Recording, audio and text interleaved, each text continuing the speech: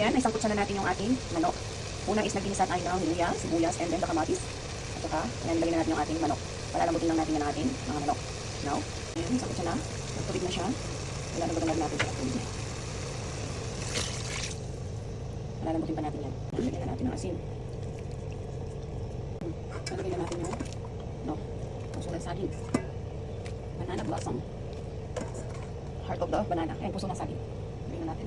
Then yung ating sili. Then ito, mamayang konti. So yan, pakuloyin lang natin ulit. Ayan, pupulo na yan. Pagpagkalitan yan. Kanyaman na natin. Ang pang sinigang. Ayan, ayan yung kaibahan na ng ating pusong saging. Isang din na pusong saging yung sinigang mo. Maputi sa bo. Ayan o. Kulay maputi kayang sabaw. Ayan, din ang tani pang paasim. Ditak na ang kasi mas kami. Ayan. Binulog ko na pala yung stock ng ikiratang bok soy kasi medyo magkayan. Lumambot. Kangapag itang kayang ulit.